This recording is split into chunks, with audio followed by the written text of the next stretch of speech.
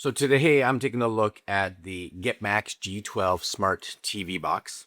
And this is the updated model that GetMax says is designed to make streaming simple with a one-time purchase instead of a monthly fee. Plus it has support for live TV and on-demand content. They're also promoting features like a voice remote, Bluetooth connectivity, plug-and-play setup, and a compact design that should easily fit into pretty much any TV setup. I have one over here, but I also have a small one over here that I'm testing. There's something on my hand. Now, on paper, that sounds excellent, especially if you're someone who wants a simple box that promises a lot of entertainment options without having to add another subscription to your list. They say that the G12 supports more than 2,000 live TV channels and over 30,000 movies. This includes shows and other video on demand content. So they actually have some pretty big claims here that are being made in regards to this. But as always, with products like this, feature list is only part of the story. What really matters to you and I is really how easy it is to use, how smooth the interface is, how reliable the actual streaming experience feels, and whether this actually delivers the kind of experience you and I are actually hoping for just using it day to day.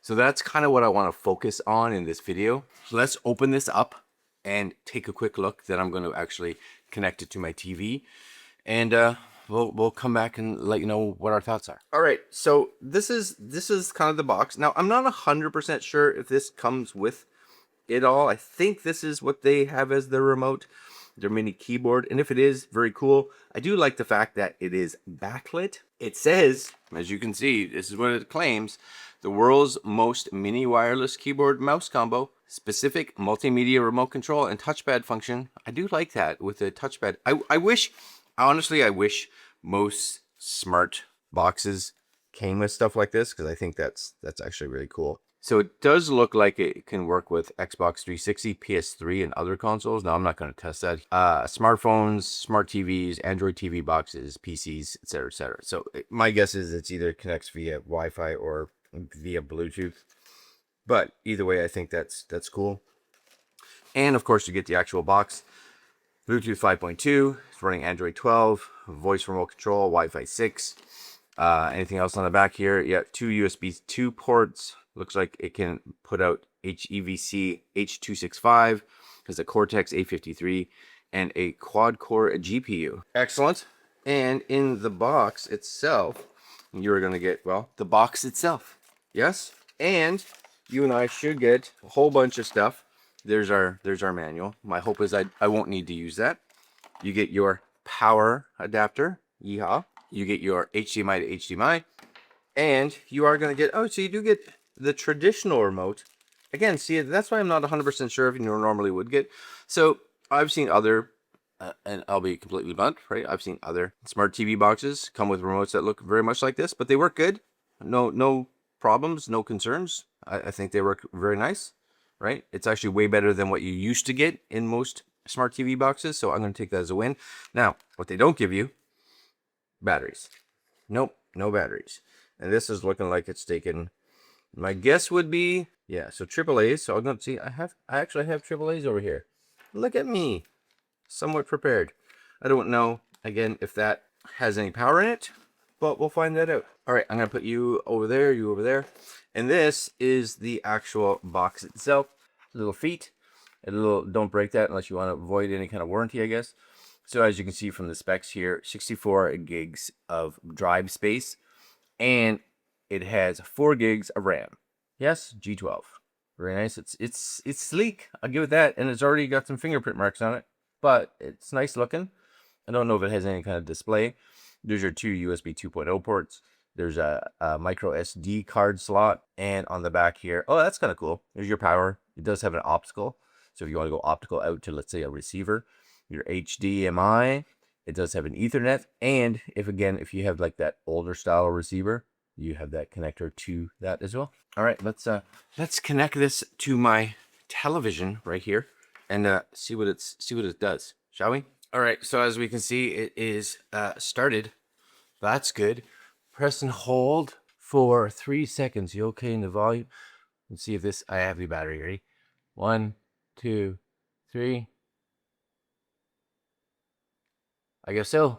There it is. Right? Connect, press the menu to remote controls. Yes, I'm just gonna, I guess, hit OK. That's what I want. Next. Excellent. Language, we'll go English. Press OK to select language. I'm trying. Oh, I got it. So maybe I go to next. There we go.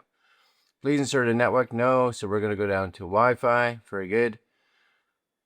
And I'm just going to connect this to my Wi-Fi. You guys don't need to see this, but it seems to be, picking up all my networks okay. Very nice. Now let's see if I put my network password in properly. There we go. Connected successfully. That seems good. The network is connected. Excellent. Next. It says don't install things that you shouldn't. That's really a protection for them. But realize this is probably the big thing, right? As you can see, this could violate regulations such as pornography, violence, copyright disputes, etc., etc. This is an open platform. So because of that, they're basically saying, if you want to do some of the things that this box is capable of doing, you're on your own, right? So if you get caught for downloading things that you shouldn't be, because Android's pretty open, right? So you can kind of install anything on it. Just realize they're not taking any responsibility. That's for you. So here we go. Pop, right? So as we can see, it doesn't have a ton of it. So it does have this enjoy, but here's like I say, right? Here's the big thing. It has that ability, as it says, to do all these, all these movies and TV shows and all this kind of stuff that you can get for free. But most of the time, you and I, a lot of times, have to actually know how to set that stuff up. So we have things like Kodi. Kodi's been around forever for doing stuff like that. Do you want to install it? So right off the bat, you can see it's not there. If we go to Miracast, this allows us to cast from our Android phone or our smartphone to this, and that's really it. So it may have in the manual how to do that, but again, they probably don't want to be getting into that kind of stuff, right? Just for the fact that they're like, what is ORS? Oh, just looks like a web browser. Okay, but the remote is snappy. I'll give it that. Home button, yes, takes me back. Excellent. Let's go into YouTube. I'm going to add this. Install YouTube, yes. Downloading, nice and fast. Excellent. My guess is it's been added. Let's see, that must be the YouTube. See? Yeah, actually pops up faster, I think, than my, let's say, my actual smart TV does. So I'm gonna sign in with my phone. Hold on a sec. So the nice thing now about signing in with your smartphone is if you have an account somewhere, this kind of stuff usually is nice and easy. This is gonna ask you to verify, which is cool. And this should take like half a second. I'm just going to continue on this device. It wants to be able to access your stuff. Yes, this should. There it is, right? Boom. Yeah, it is snappy. I'll give it that. And the remote works actually surprisingly well. And let's just watch, I guess, one of my videos. So, I'm not going to get a copyright on my own videos. Yes? So let's go here to my videos. Just to see how fast. This is one that just came out today. Ready? Click. And super complex and super heavy duty that you would get looks from good. a full-size scanner. And if you deal with paperwork regularly, it's staying on board. Kind of product probably if I come in here, more sense. Or if you need to be able to scan, it's getting a little bit of portable bandwidth buffer. So if you only scan the occasional page, let's go down here to again, 1080 because that's all this display can handle. But let's go back. Okay. Probably going to just work just fine. Yeah. I do. You know what? No issues at all. That plays really good. Again, the menu is really snappy, which is cool. This would probably and you do have, like I said, you do have this, for as an extra bonus. Again, it's going to connect the same kind of way, but I do like the fact it does take way more batteries. Oh, no, not really. So you do plug this. It has a USB, so you're going to plug this. So it's going to have a direct connection, right? So you're going to plug that into your actual TV box. Or again, you could plug it into your computer or plug it into your smartphone or your Xbox or whatever.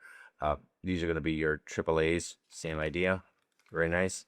But I do like this for sure. I like that it has like a joypad style controller kind of up here. That's kind of neat. And you have a touchpad, right? 1 finger, 2 fingers to move up and down, and 3 fingers to right click. Okay. Yeah, it's nice. It's small. I like that for sure. I actually may see if I can connect this to my full-size TV, because I think that would be kind of nice. I like that. All right, but you can see here again, you know, one of the biggest, I want to say, things is that I'm just going to click the home button. Is that when you look at all the things that it says it's capable of doing, it can, without question, it can, but you have to probably do a little bit of tinkering to get that to work. So I have a speed test. I wonder, installed CDC. Nothing's actually installed on the box. So you probably have to go through the manual. The manual may actually tell you how to do that. Again, I'm never going to show you how to do that kind of stuff here on the channel because of copyright and because legality wise. Again, I'm not doing it. I'm not doing it. But if you have that know-how, you can put on Kodi or your favorite app to do that kind of stuff, and you should be good to go. But usability wise, I think it's quite good. Let's just quick test to see what kind of speed I'm getting. Again, it all depends really on here in my room. You can stream. Oh, here it comes. There you go, 4K. Yeah. Oh, 8K. I should be able to get 8K on here. Look, I'm getting a nice good pull. Look at that. And that's on Wi-Fi. Again, it depends on your Wi-Fi. Yes. Right, my upload. Yep. So I should have no problems if I wanted to do 8K on this. Not that I have a display that supports 8K, but 8K, very good. That's probably one of the biggest things I think for these kind of boxes is, you know, their internet dependability. It used to be back in the day when I started reviewing this. That was the bottleneck, 100%. That was the bottleneck. Nowadays, they've kind of got it figured out. I think, you know, fast Wi-Fi cards for these little boxes are a lot less expensive to install. So that's a positive for you and I. Anyways, let's give you some of my thoughts, shall we? So after using it, I'd say that the G12 is interesting, mainly because it goes after, again, convenience. The really nice compact size is great. They include the basics you need to get started, like the remote, the HDMI cable, power adapter, manual, etc., etc.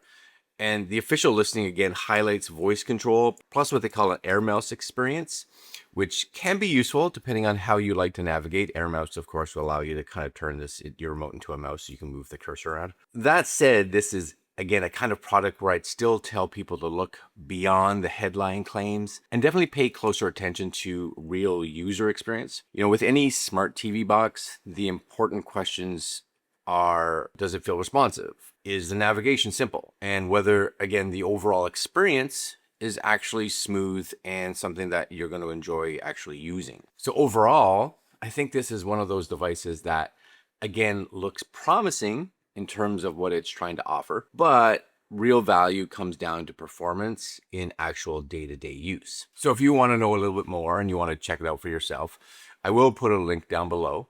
And you guys can let me know in the comments what you actually think about just devices like this in general. Are they worth it? Or would you rather stick with a more traditional streaming option, you know, like a Roku stick or an Amazon stick or Apple TV, or just, you know, the smart TV that you have and it's got all the smart TV features in it already? Maybe you're like, that's all I need. Anyways, again, links down below. That's it. This is the GetMax G12. And I will see you guys next video. Like, comment, share, subscribe. And links down below.